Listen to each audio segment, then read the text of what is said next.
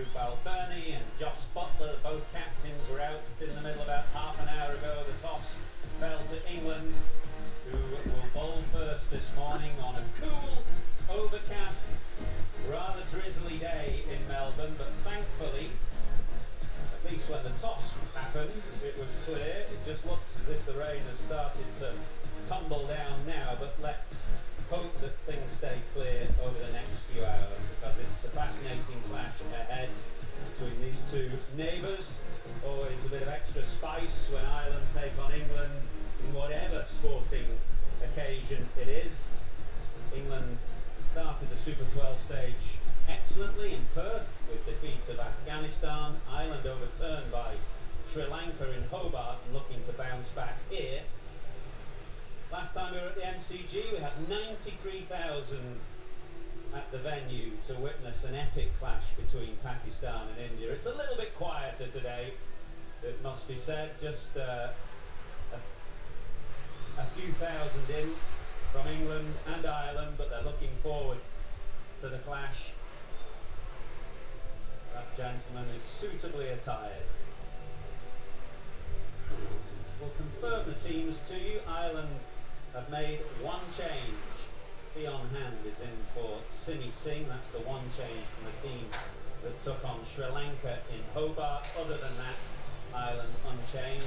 And England, well, they've got 2 games in 3 days here at the MCG.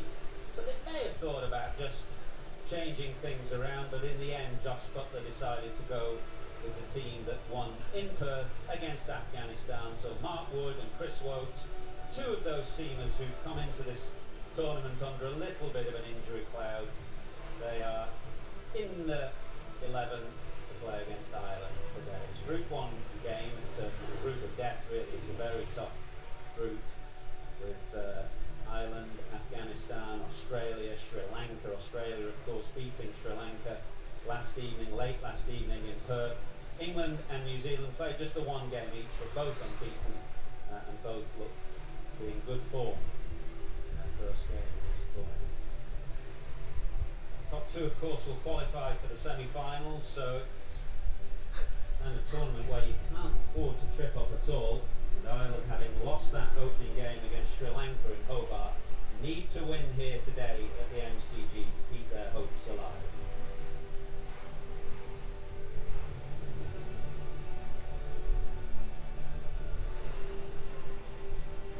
Mentioned that last time we were here at the MCG, that epic clash between India and Pakistan.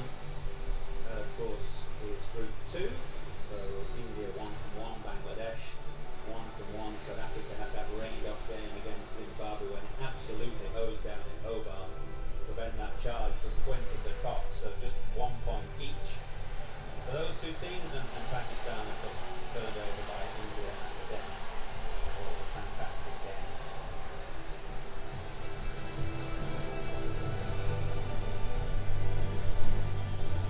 Good time to remind ourselves of that clash between India and Pakistan on this ground just a few days ago. Amazing game, 93,000 in to witness one of the greatest T20 games I think any of us have ever seen. An unbelievable performance from Virat Kohli to lead his team. Success, get them over the line. India needed 48 from the final 3 overs. 16 from the last, an unbelievable couple of shots off Haris Rauf. 5th ball of the 19th over that Virat Kohli hit straight down the ground. That one, I think, will go down in the annals. And then the utter mayhem and chaos that enveloped the last over of the game. Look at those scenes as Kohli led India home against Pakistan.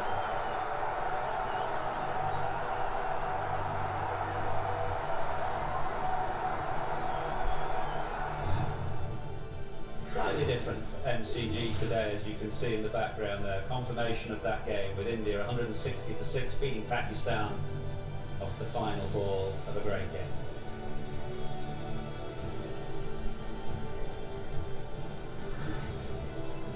Well, it's just drizzling a little here in Melbourne. We've had morning rain. The forecast is a little indifferent for the afternoon. Remember, we've got a game following this one as well between New Zealand and Afghanistan, and the forecast is not getting better as we go through the evening, but Fingers crossed that we can get through both this game and the next, as Joss Butler and Andrew Balbirnie lead these two teams out for the anthems. It's a long time since they played against each other in a T20 international. You have to go right back to the World Cup of 2010. The only time, in fact, that these two teams have played against each other in T20 cricket. That was rained off on that occasion down in Guyana, a tournament, of course, that England won, the only time that they've won the T20 World Cup. Two survivors in the Irish team from that day, George Dockrell and Paul Stirling. I reckon the only man in and around the England team who was there in 2010 is Paul Collingwood, one of the assistant coaches today, who captained England to success in that tournament. You just see the raindrops have landed on the trophy. A little bit of drizzle falling, but it's not too heavy yet. Players then are ready for the anthems. It'll be the English anthem first.